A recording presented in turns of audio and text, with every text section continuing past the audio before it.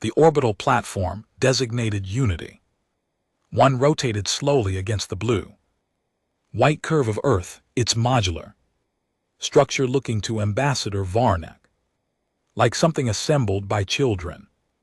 Playing with construction blocks. He had seen better engineering on Friend. Colonies where the settlers drank. Recycled waste and prayed for supply.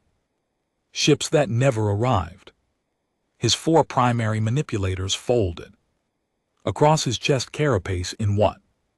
Thexian culture recognized as patient. Tolerance, the gesture translated poorly. Through the diplomatic suites. Holographic emitters, but Varnak didn't care about translation, he cared about results. You're certain the translation matrix is functional? He asked his attaché, younger Thexian named Sorvith, who kept her optical stalks trained on the human delegation approaching through the docking tube. They claim 73 languages active, Sorvith replied, including full Thexian vocal mapping. Varnak's mandibles clicked in amusement. They claim these humans claim many things, their military strength there, technological sophistication there, ability to resist the Krell. He turned away from the viewport. The council sent me to evaluate a buffer species. I've evaluated these creatures barely survive their own industrial age. The docking tube cycled open. 3 humans entered. Varnak had studied their biology, the upright posture, the soft epidermis, the forward-facing visual organs that spoke of a predatory ancestry they clearly preferred to forget. Their ambassador was female, silver streaking through dark hair, pulled tight against her skull. Behind her walked 2 military officers in uniforms so plain they might have been ceremonial. Nothing about them suggested danger. Ambassador Varnak, the woman said. I'm Ambassador Tour, welcome to Earth. Orbital. Her voice carried no tremor, no deference. She spoke as if greeting an equal. Varnak's carapace tightened with irritation. You understand why I'm here? I understand the coalition believes that Krell will breach your eastern defenses within 2 standard cycles, Tor replied. And you need someone to absorb the first wave while you regroup. Sorveth's optical stalk swiveled toward her superior. The translation had been accurate. The human had just described the coalition's most closely guarded strategic assessment and assessment. Varnak had not yet mentioned. You have sources we don't know about. Varnak said. It wasn't a question.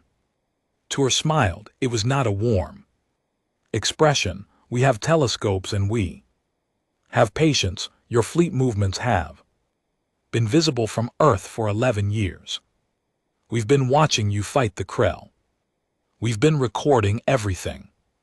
The military officer to her right, a man with close-cropped hair and a scar pulling at his left eye, stepped forward. We've also been listening to your diplomatic traffic, your military communications, your civilian broadcasts, your entertainment channels. He paused. We speak Thexian better than most Thexians. Varnak felt something cold move through his thorax. That's impossible. Your technology assumes anyone listening would be less advanced than you, Tor interrupted. We're not. We're different. We don't build the way you build. We don't think the way you think. But we are not primitive. She walked past him, circling the diplomatic chamber. You came here to demand our surrender, to tell us the coalition will protect us if we provide resources and bases, to make us grateful for the privilege of being your shield. Varnak's mandibles opened, closed. The Human had described his opening position. Exactly. Here's what's going to happen instead. Tor has continued, you're going to sit down, you're going to tell us everything. You know about the Krell's command structure, their supply lines in there, tactical weaknesses, and then you're going to watch. Watch what? Tor stopped at the viewport, her reflection ghosting over Earth's clouds. Watch what happens to something that threatens a human world. From the observation deck, Varnek saw them, not warships, not battle stations. Something else, something launching from the planet's surface in waves so numerous they looked like smoke rising from a fire. Missiles, thousands of them, tens of thousands, each one accelerating toward the outer system where his tactical display had just confirmed a Krell advance fleet was already decelerating from faster than light travel.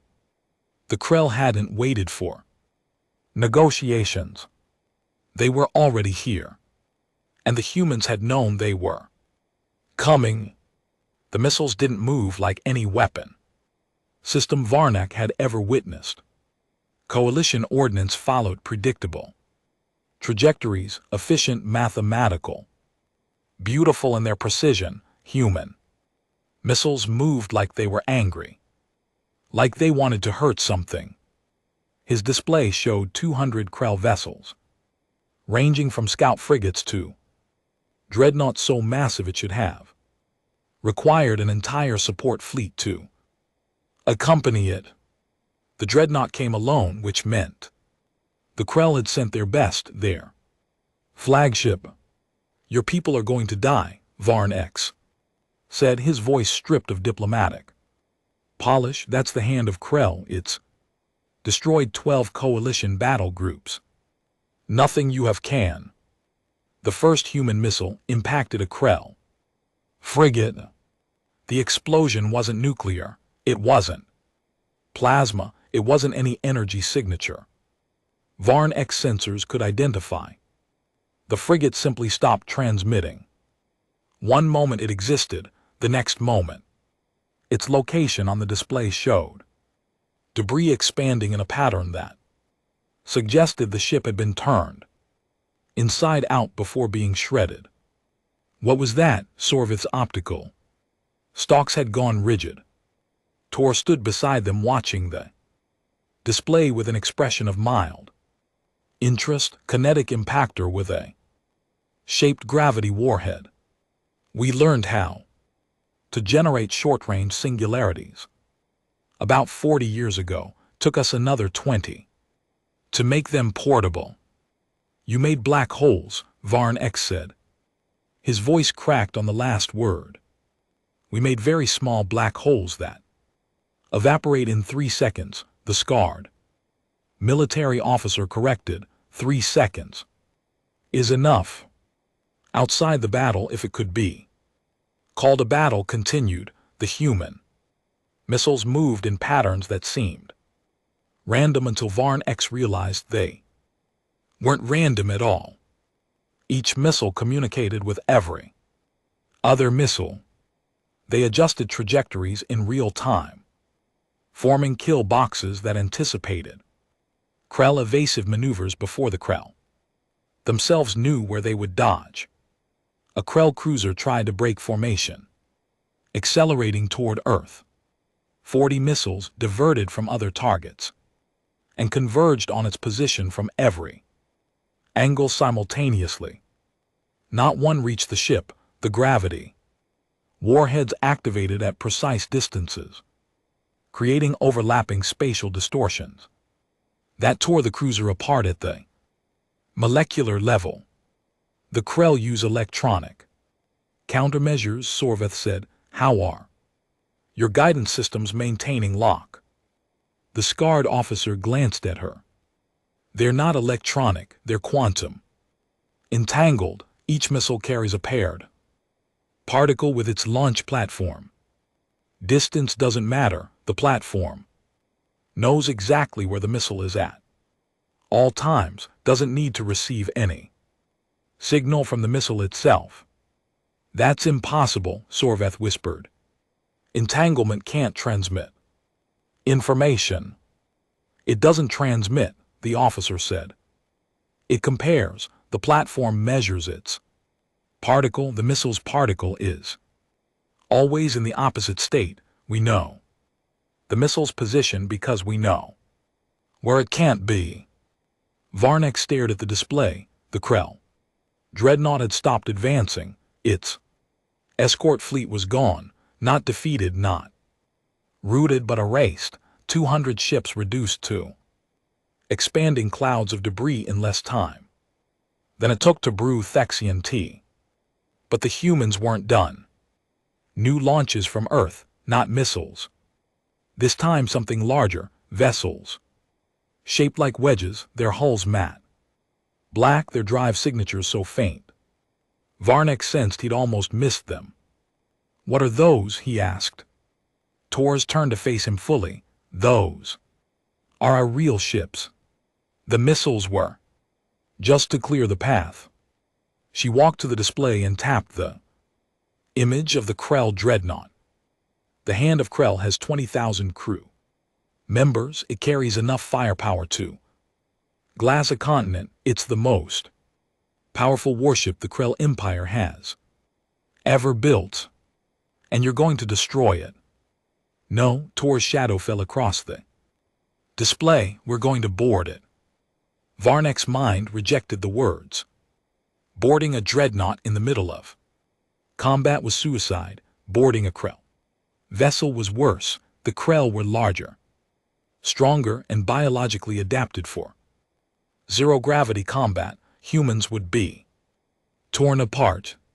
You can't, he said. The Krell soldiers are about to learn something. The scarred officer interrupted. He touched his ear, listening to something on a private channel. Boarding parties are away. ETA 90 seconds. Varnek watched the wedge ships accelerate. They didn't fire. They didn't evade. They flew directly at the dreadnought's hull. Their paths calculated to exploit blind spots in the Krell's defensive grid. The first wedge ship impacted. It didn't explode. It latched onto the hull like a parasite, its nose melting through armor plating designed to resist capital ship bombardment. Within seconds, it had carved a hole into the hand of Krell. And then the humans went inside. The feed came from a soldier's helmet. Camera transmitted through the entangled particle network and displayed on Unity 1's main screen. Varnek watched humans move through the corridors of the Krell dreadnought, and everything he thought he knew about combat broke apart. The Krell were 8 ft tall, covered in natural armor plates with 4 arms, ending in claws that could shear through steel. They weighed 3 times as much as a human. Their homeworld's gravity was twice Earth's, which meant their muscles moved with explosive power that should have made them unstoppable in close quarters. None of that mattered. The humans moved in teams of 4. Each team communicated without speaking, using hand signals and prearranged movements that required no conscious thought. They cleared rooms in 3 seconds. They eliminated Krell soldiers in 2. Varnek watched a single human kill 5 Krell in a corridor. The human came around a corner, saw the enemy, and dropped to one knee. His rifle fired. 3-round bursts, chest, chest, head. Chest, chest, head. Each shot placed with mechanical precision. The Krell didn't even have time to raise their weapons. How? Sorveth's voice was barely audible. How are they doing this? Tor stood with her arms crossed, watching the feed.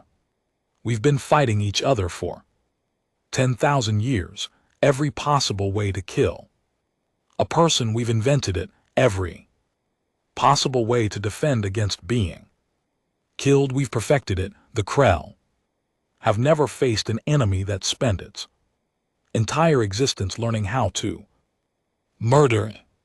This is madness, Varnick said. Your species you nearly destroyed.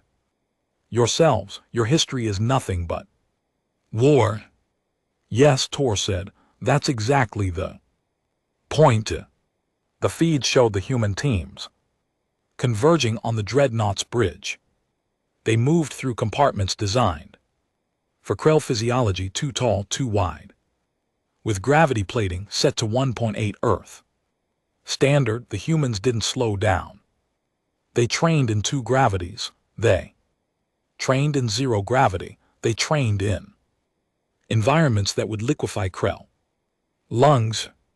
A Krell officer tried to surrender. He dropped his weapon and raised all 4 arms, his mandibles forming the coalition sign for submission. The human team leader shot him in the head. The Krell don't take prisoners, the scarred officer said, answering a question no one had asked. They don't accept surrender. They don't follow any rules of engagement. We studied their campaign against the Thexian colony at Vorlag 3. They killed everyone. Medical personnel, children, research scientists. So you're doing the same, Varnick demanded. We're being efficient, the officer replied. Every Krell soldier we leave alive today kills coalition civilians.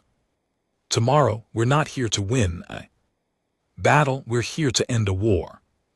The feed showed the bridge doors, the human team stacked on either side, preparing to breach. Varnick counted 20 humans. The bridge would contain at least 30 Krell, including the ship's command staff. Even with the element of surprise, the math was impossible. The doors opened. The humans threw something inside, not grenades. Varnick's sensors identified them as acoustic devices. The bridge filled with sound at a frequency that bypassed Krell armor and attacked their inner ear directly. Krell soldiers dropped, clutching their heads, their natural weapons useless as their balance systems shattered. The humans entered. They moved through the disabled Krell, firing twice into each body, chest, head. No hesitation, no wasted motion. Within 12 seconds, the bridge belonged to Earth. The human team leader walked to the Dreadnought's command throne. A Krell admiral lay sprawled across it, his optical stalk shattered by the acoustic weapon, his mandibles twitching in reflexive agony. The human raised his rifle. Wait, Varnick said, though no one could hear him. That's Admiral Krell's son. He's worth. The human fired. The admiral's head snapped back in, stopped moving. Tors turned to face Varnick. Her expression hadn't changed. She looked like someone who had watched the same feed 100 times before. Your council sent you to evaluate us as a buffer species, a shield to absorb Krell attacks while your fleet regrouped. Varnick said nothing. His mandibles had gone slack. You don't need a shield, Tors continued. You need something that can go through the Krell and break their spine. We just demonstrated that capability. She walked to the viewport. Earth hung below, innocent and blue, hiding what lived on its surface. So here's my question, Ambassador. Now that you've seen what we are, what we can do, and what we're willing to do, are you still here to demand our surrender? The comm unit on Varnick's carapace chimed, the Thexian Council requesting immediate contact. They had been watching the feed too, and they were terrified. The Council's holographic projection filled the diplomatic chamber with 16 Thexian faces, each one representing a star system, each one carrying the weight of a species, fighting a losing war against the Krell Empire. They looked at Varnak, but their attention, all 16 optical stalk pairs, remained fixed on Ambassador Tor's. High Counselor Thex Match spoke first.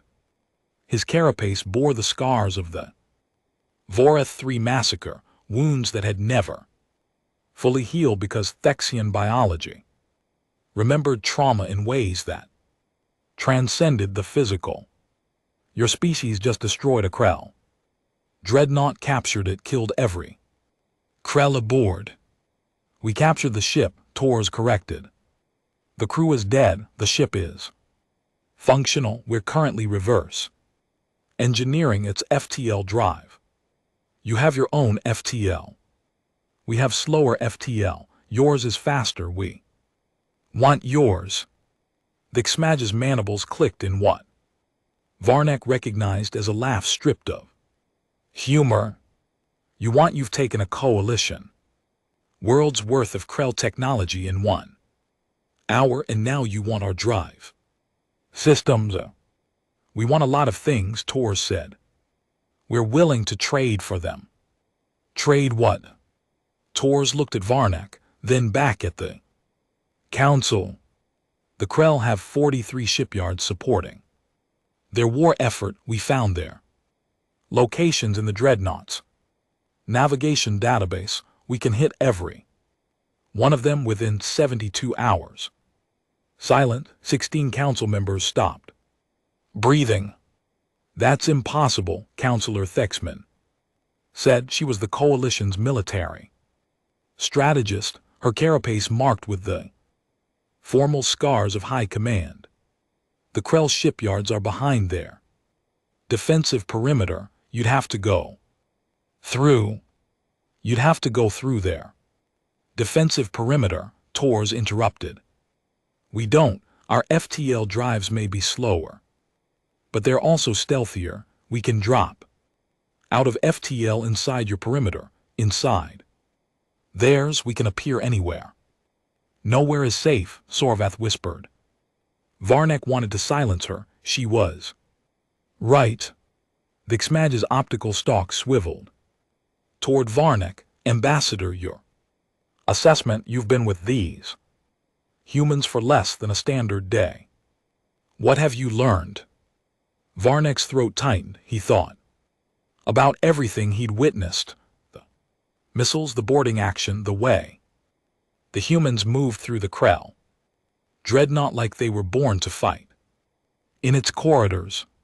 He thought about the history files he'd reviewed before coming to Earth, the wars, the genocides, the weapons so terrible the humans had banned them and then kept the plans anyway, just in case. They're not a buffer species, Varnak said. They're not a shield, they're a sword, and they've been sharpening themselves on each other for longer than our species has had space flight. That's not an assessment, Thex Mad said. That's poetry. It's the truth. Varnak forced himself to meet the council's stares. Everything we assumed about this species was wrong. Their technology isn't primitive, it's divergent. They solved problems differently because they had different problems to solve. We built shields, they built weapons. We built alliances, they built kill boxes. You're saying we can't control them? Varnak's mandibles clicked once. Emphatic. I'm saying no one can control them. The only question is whether we stand with them or we stand in their way. The council chamber erupted in overlapping voices, Thexian syntax breaking down as 16 leaders argued simultaneously. Varnak caught fragments: dangerous, untrustworthy, necessary, evil, better than the Krell. Tors watched the argument with the same patient expression she'd worn during the battle. She looked like someone who had already calculated every possible outcome and found them all acceptable. Ambassador Varnak, she said quiet, enough that only he could hear. Your council is about to make a mistake. They're going to try to negotiate from weakness.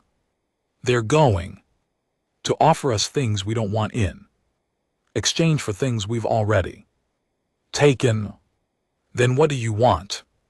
Tor's shadow fell across him. We want the Krell gone, not contained, not negotiated with, gone, and we want the coalition to stop pretending this is a limited war that can be won through diplomacy. The Krell have 1,000 ships, million soldiers, 100 worlds. They have 43 shipyards, Tor replied. We're going to burn every one of them. Then we're going to burn their supply depots, their training facilities, their command centers, and when they have nothing left but their home world, we're going to give them a choice. What choice? Tor turned back to the bickering council. The same choice we're giving you. Varnak felt his carapace tighten.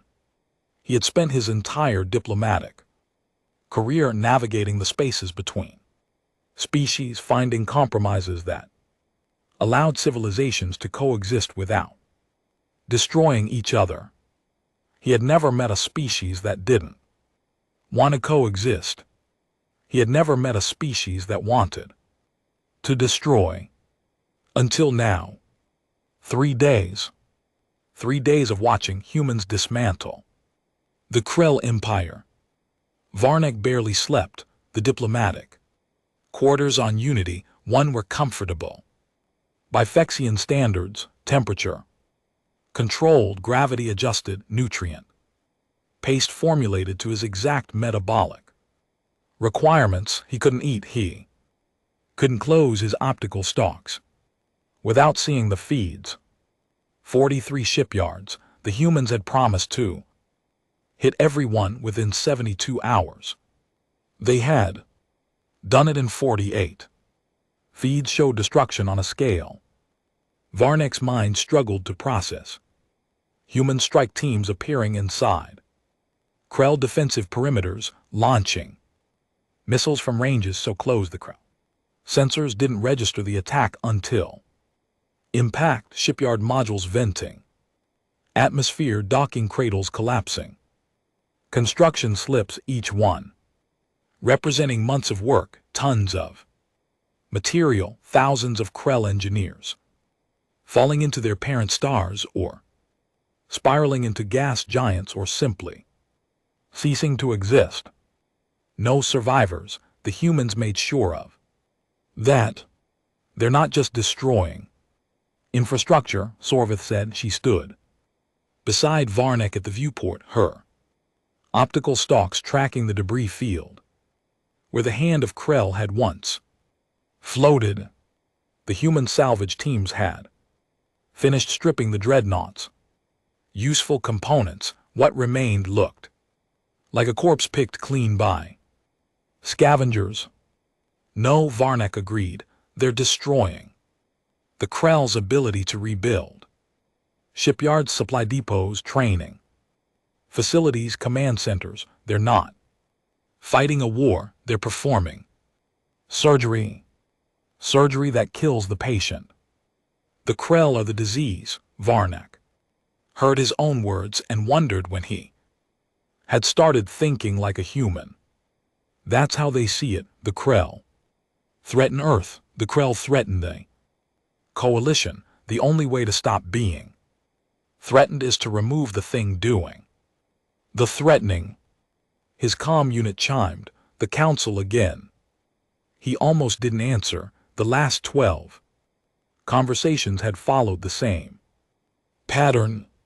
Demands for information, expressions of horror, veiled threats, and then finally the grudging acknowledgement that Earth had done what the coalition couldn't. The Krell advance had stopped. The eastern defensive line, which the council had expected to collapse within days now, faced no enemy at all. Ambassador Varnek, Counselor Thex. Madge looked older than he had 3 days ago. His carapace had lost its luster, a sign of stress Varnek had never witnessed in a Thexian elder. We've received a transmission from the Krell homeworld. Varnek's optical stalk snapped to. Attention, a surrender. That's what we thought, Thexmed's mandibles trembled. It's a request for parley directed to Earth. The Krell want to negotiate directly with the humans. Of course they do. Tors entered the diplomatic chamber. Without announcement, her security team flanking her, she had exchanged her diplomatic attire for a plain gray uniform with no insignia. It made her look like a soldier. They want to find out what we want. They want to offer us something. Territory, technology, resources in exchange for stopping the attacks. Will you negotiate? Thexmed asked. No. The word hung in the air like a blade. We're not going to talk to the Krell. Tors continued. We're not going to accept their surrender. We're going to finish what we started. You can't, Thexmed's voice cracked. You've already destroyed their ability to wage war. Further attacks would be what? The scarred officer stepped forward. Varnek had learned his name, Commander Hale, and regretted knowing it. Names made enemies personal. Would be excessive, would be disproportionate, would be exactly what the Krell did to Voreth III. Thexmed's carapace tightened. That's not. Voreth III had a population of 2 million. Thexians, Hale continued. The Krell killed every one of them. They didn't accept surrenders. They didn't negotiate. They didn't stop because someone told them they'd gone far enough. He pulled a data tablet from his uniform and placed it on the table. The screen showed a planet, Voreth III. Varnek realized before, green oceans, purple continents, cities scattered across the surface like jewels. The Krell didn't just kill your people, Hale said. They destroyed the planet. They cracked the crust. Voreth III is uninhabitable now. It will be uninhabitable for 1,000,000 years. He tapped the tablet. The image changed to a world of molten rock and toxic clouds. That's what the Krell do. That's what they've always done. They don't want territory. They don't want resources. They want to erase species that might one day threaten them. Varnek felt something cold spread through his thorax. How do you know this? Because we've been watching. Hale's scarred eye fixed on the Council's hologram. We've been watching for 11 years. We've seen every atrocity, every massacre, every world the Krell turned to glass. He turned to face Varnek directly. We didn't attack the Krell because they threatened Earth. We attacked them because they're monsters, and we've spent our entire existence learning how to kill monsters. Varnek looked at the tablet, at the image of Voreth III's corpse, at the scarred human who spoke of genocide with the same tone other species used to discuss weather patterns. He had been sent to Earth to evaluate a potential ally. He had found something else entirely. He had found humanity's answer to the question the Krell had been asking: what happens when you push a species too far? The answer was coming for the Krell homeworld, and Varnek couldn't look away. The transmission went out across all frequencies. Not a threat, not an ultimatum, a single coded message, 9 characters long, repeated 3 times. To the Krell it looked like a surrender protocol, the standard format for capitulation. Negotiations. To the humans, it was a trigger. Varnak watched the feeds from 100 systems as the message propagated. Through the Krell military network, he watched Krell commanders pause there, retreats their counterattacks there, desperate attempts to reorganize after 48 hours of human strikes. They thought the nightmare was over. They thought the humans were ready to talk. They were wrong. On Krell's supply depots across 100 worlds, environmental systems failed. Simultaneously, life support shut down, air scrubbers, reverse polarity, pulling oxygen from compartments and venting it into space. Krell logistics personnel, the soldiers who kept the war machine running, died by the thousands before they understood what was happening. On Krell warships, navigation systems locked out, command override, engines fired at random vectors, sending vessels crashing into each other or into planetary bodies. Weapon systems discharged into adjacent ships, defensive grids shut down, leaving entire battle groups exposed. On Krell command centers, communication arrays routed all traffic through human-controlled nodes. Every order, every request, every desperate call for help passed through Earth's filters. They humans listened to everything. They learned everything. They used everything. And through it all, the human fleet continued its advance. How? Varnak's voice had become hoarse from asking that question. How did you get inside their networks? Commander Hale stood at the viewport, watching Earth turn below them. We didn't need to get inside. We've been inside for years. You planted agents.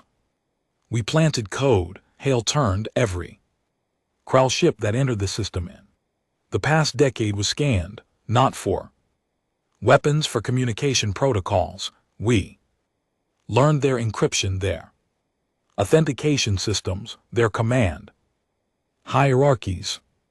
He walked to the tactical display, which showed the Krell fleet dissolving in real time. Then we started leaving presence, maintenance drones that carried our code, supply shipments that included our components, personnel transfers that unknowingly transmitted our access credentials. This is impossible, Sorvath whispered. The Krell security protocols were designed to stop physical intrusion. Hale interrupted. They never considered someone who could compromise their systems without ever touching them. We didn't break into their network. We became part of it, slowly, invisibly, for years. The display showed a Krell battle group attempting to form a defensive line. 3 dreadnoughts, 12 cruisers, 30 frigates, the largest concentration of Krell military power remaining in the galaxy. The human fleet moved to intercept 30 ships, a fraction of the Krell's numbers. Varnak watched the engagement with something approaching religious awe. The human ships didn't close to weapons range. They stayed at extreme distance, launching missiles that moved through space like they had minds of their own. Each missile found its target. Each target died. The Krell dreadnoughts tried to flee. Their FTL drives refused to engage. Human code had spread to their navigation systems. They were trapped, helpless, waiting for death. It came in waves. Missiles, boarding parties, precision strikes that targeted bridge sections, engine rooms, weapon batteries. The humans didn't want to destroy the Krell ships. They wanted to disable them, capture them, add them to Earth's growing fleet. By the end of the hour, the largest Krell battle group in existence had ceased to exist as a fighting force. 23 Ships had been captured intact, the rest were debris. The Krell Empire, which had terrorized the galaxy for 2 centuries, was over. And the humans weren't finished. The home world, Varnek said, "You're going to attack the home world." Hale shook his head. "No, we're going to send a message." "What message?" Tors answered. She stood in the doorway of the diplomatic chamber, her gray uniform stained with something dark. Varnek didn't want to know what. "We're going to tell the Krell what we've done, what we can still do, and then we're going to give them a choice. The same choice you gave us." "Yes." Tors walked to the display. Krell home world hung on the screen. Green and blue world that reminded Varnek painfully of his own lost colonies. Surrender unconditionally. Disarm completely. Submit to human oversight for the next 100 years. And if they refuse... Tors touched the screen. The Krell home world expanded until Varnek could see continents, oceans, cities. "Then we show them what happens to something that threatens a human world." She turned to face him. Her eyes held no anger, no triumph, no emotion at all. "They underestimated us, Ambassador. Every species does. They look at our history, the wars, the atrocities, the near extinctions, and they see weakness. They see a species that almost destroyed itself." She paused.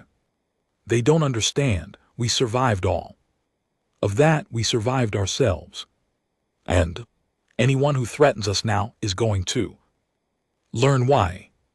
Varnek looked at the Krell homeworld, at the cities that held billions of Krell civilians, at the oceans and continents that had never known conquest.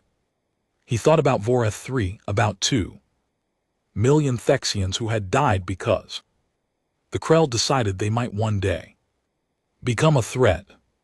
He thought about Earth, about a species that had spent its entire existence fighting, killing, dying, and surviving. And he realized that humanity wasn't asking for permission. They never had been. The Thexian Council chamber had never been so quiet. 16 counselors sat in their formal positions, their carapaces polished to ceremonial shine, their optical stalks trained on the holographic feed from the Krell homeworld. Varnek stood in the observer's gallery, his diplomatic credentials granting him access to proceedings his rank should have forbidden. Above the council chamber, the human delegation waited in an adjacent room. Tors and Hale and a dozen officers Varnek didn't recognize. They had refused to attend the council session. They said their presence would be distracting. They meant it would be terrifying. The Krell have responded to the human ultimatum, Counselor Thexmad announced. His voice carried no emotion. And GT snorts. And GT. Varnek had never heard him speak without emotion before. They have refused to surrender. No one gasped, no one expressed surprise. The council had known this outcome since the human demands were transmitted. The Krell had ruled the galaxy through terror for 200 years. They didn't know how to submit. The humans have been informed, Thex. Madge continued. They have acknowledged the Krell response and they have requested permission to demonstrate their final solution. Permission from whom? Counselor Thex. Men demanded. We don't control them. We've never controlled them. Permission from us to observe, Thex.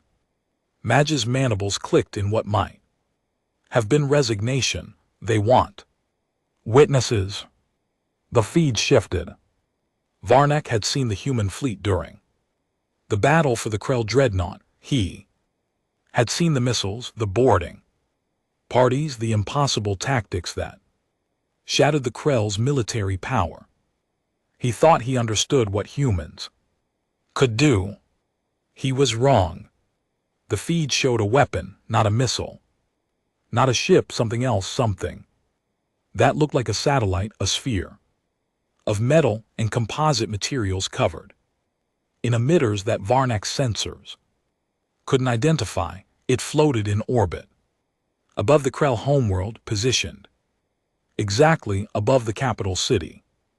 "This is the hammer," Commander Hale's voice said over the feed. "It's a planetary scale acoustic weapon. It will generate frequencies that attack the Krell nervous system directly. Every Krell on the planet will lose the ability to move, to think, to resist.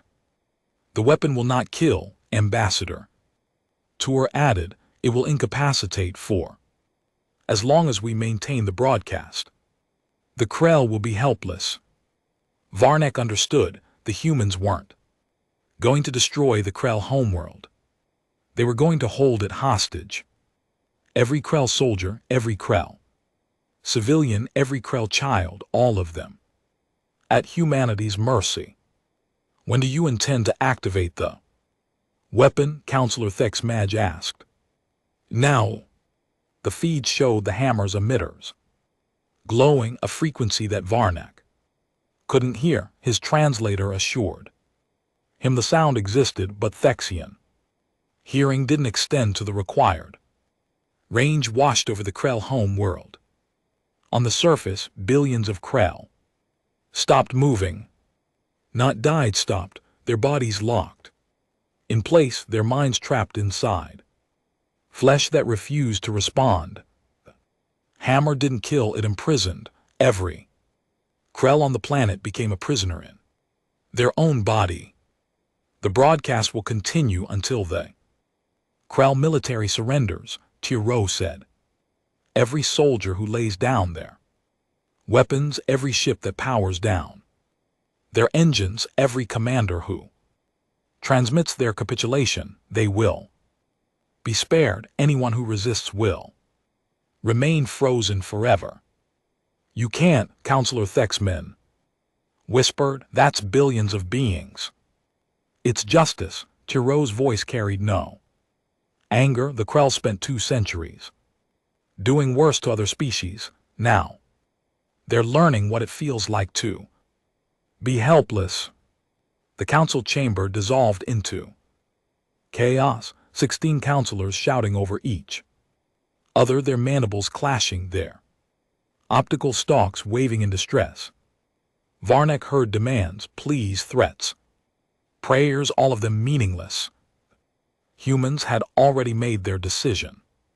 He looked at the feed, at the frozen Krell capital, at the billions of beings who had terrorized the galaxy for generations, now as helpless as the victims they had created.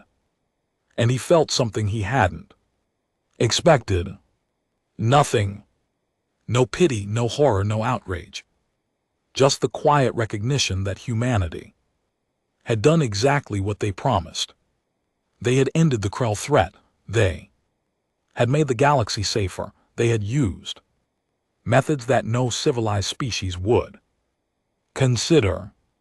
But then again, Varnak thought the Krell hadn't been civilized. They had been monsters, and humanity had spent its entire existence learning how to kill monsters. The question now wasn't whether humanity would stop. The question was what they would do next. Varnak looked at the observers' gallery, at the door that led to the human delegation, and realized he was afraid. Not of the Krell, of the species he was about to negotiate with. The hammer broadcast for 72 hours. During that time, every Krell warship in the galaxy surrendered. Every Krell soldier laid down their weapons. Every Krell commander transmitted their capitulation, their species broken not by death but by the terror of helplessness. The humans accepted each surrender with cold efficiency. They boarded Krell ships, secured Krell bases, occupied Krell worlds. They treated the Krell not as prisoners of war, but as a species that had forfeited its right to self-determination. Varnak watched it all from the Thexian council chamber, where he had been granted emergency authority to negotiate on behalf of the coalition. The council had given him one instruction: secure an alliance with Earth at any cost. He didn't need the instruction. He had already realized that humanity wasn't asking for allies, they were demanding submission. They'll see it as cooperation, Tora said. She sat across from him in the diplomatic chamber on Unity 1, the Earth turning below them like a promise. Your council, your species, your coalition, they'll see it as a partnership between equals. And what is it actually?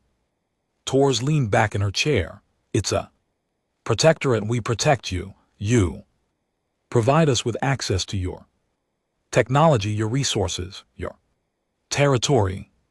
In return, we won't do to you what we did to the Krell. Varnak's mandibles clicked in what might have been a laugh. That's not a negotiation. That's an ultimatum.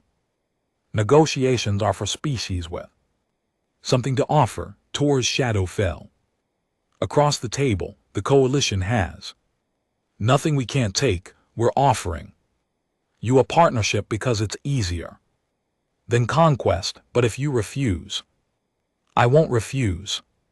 Tors raised an eyebrow. You don't speak for the council. I speak for survival. Varnak leaned forward. I've seen what you can do. I've watched you dismantle an empire. I've watched you turn a species' greatest weapon into a prison for billions of beings. I know what happens to species that refuse your offers. He paused. I also know what happens to species that accept. Tors waited. The Krell are broken, Varnak continued. But they're not destroyed. You kept them alive, frozen, helpless, aware of everything happening around them, but unable to move, to speak, to resist. You did that because you wanted them to. Remember, I wanted them to learn. Learn what? Tor stood and walked to the viewport. Earth filled the window, blue and white and green, hiding what lived on its surface. Learn that there are worse things than death. Learn that every atrocity they committed, every species they erased, every world they destroyed, it all came back to them in the end. She turned to face him. Your council is going to accept our terms, not because they want to, because they're afraid, and that fear will keep them in line for generations. They'll tell themselves they're cooperating with humanity, building a better galaxy, creating something new. But they'll know the truth, Varnak said. They'll know they had no choice. Everyone has a choice. Torres walked back to the table. The Krell chose to be monsters. The coalition chose to be victims. Earth chose to be something else. What? She smiled. It was not a warm expression. We chose to be the species that ends the nightmare, not through diplomacy, not through coexistence, through victory, absolute, unquestionable, final. She extended her hand. Varnak looked at it. He had studied human customs enough to know what the gesture meant: alliance, trust, partnership. He also knew what it really meant: submission. He took her hand. The galaxy changed in that moment. Not with a bang, not with a declaration, with a handshake between a Thexian diplomat who had underestimated humanity and a human ambassador who had never underestimated anyone.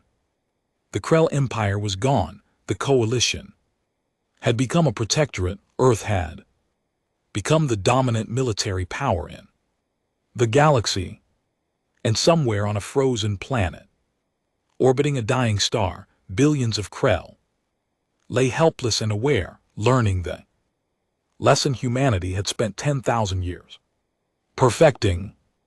Don't threaten something that learned to survive while everything else on its world tried to eat it.